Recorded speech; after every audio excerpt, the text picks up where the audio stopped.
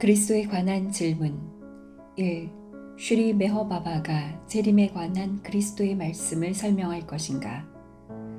그때 어떤 사람이 여러분에게 보십시오, 그리스도께서 여기 계십니다. 혹은 저기 계십니다. 라고 하여도 믿지 마십시오. 그때 그 환난 후 사람들은 사람의 아들이 큰 능력과 영광을 가지고 구름을 타고 오는 것을 보게 될 것입니다. 또 그때 사람의 아들이 천사들을 보내어 선택하신 사람들을 땅 끝에서 하늘 끝까지 사방에서 모을 것입니다.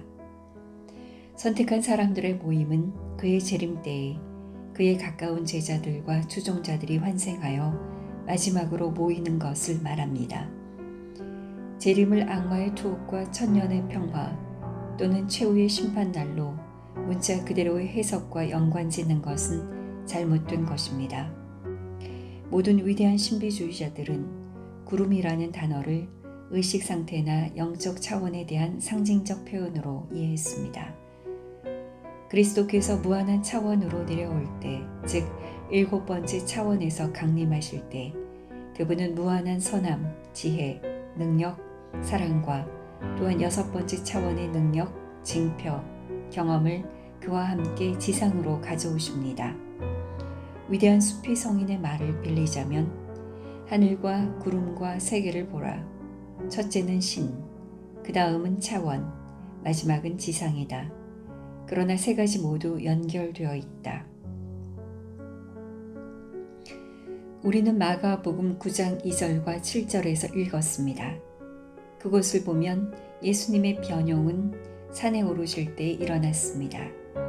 그리고 구름이 그를 가리고 구름 속에서 그는 사랑하는 나의 아들이니 너희는 그의 말을 들어라 라는 음성이 있었습니다.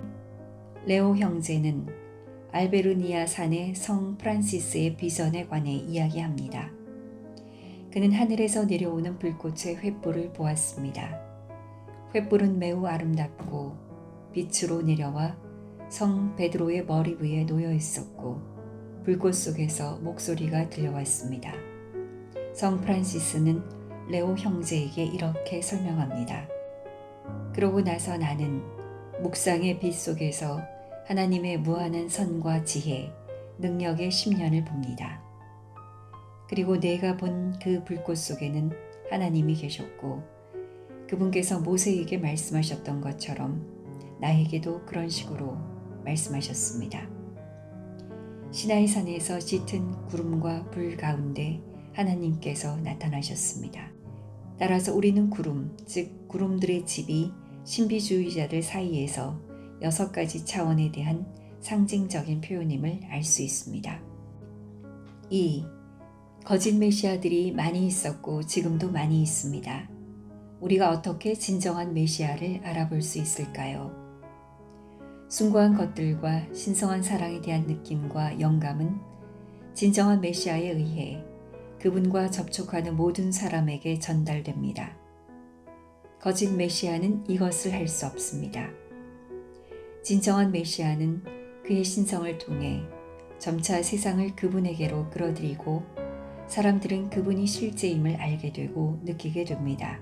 그분의 말씀과 일에 대한 신뢰의 지식과 느낌은 점점 더 확실해지고 대중은 저항할 수 없는 힘에 이끌려 그분을 따릅니다. 신기루는 목마른 사람들을 끌어들이지만 곧 그것은 생명을 주는 물이 아니라 환상이라는 것을 알게 됩니다. 거짓 메시아는 겉모습, 인격의 힘 또는 영성에 대한 지적인 논문으로 사람들의 관심을 끌 수 있지만 진정한 메시아가 할 수 있는 일, 즉 인간에게 최고의 이상을 불러일으키고 수백만 명의 가슴을 감동시킬 수는 없습니다. 그리스도는 하나님의 유일한 아들이었나요? 예수가 아니라 그리스도만이 하나님의 유일한 아들이었습니다. 그리스도란 무한함과 하나가 된 자를 뜻합니다. 그래서 궁극적인 실제를 깨닫게 되는 모든 사람을 그리스도 상태에 있다고 말할 수 있습니다. 예수는 그리스도 의식에 도달한, 즉 완전함을 이룬 역사적인 나사렛의 맨갓 인간 하나님을 의미합니다. 4. 종교의 의식이나 의례적인 준수에 대한 그의 의견은 무엇인가요? 독단적인 신조, 교리, 천국과 지옥, 죄에 대한 전통적인 관념은 진리를 왜곡해 마음을 혼란스럽게 하고 어리둥절하게 합니다. 성직자들이 만든 의식과 의례는 외형적인 형태에 집중되어 있으며 영적인 삶의 본질을 무시해 왔습니다.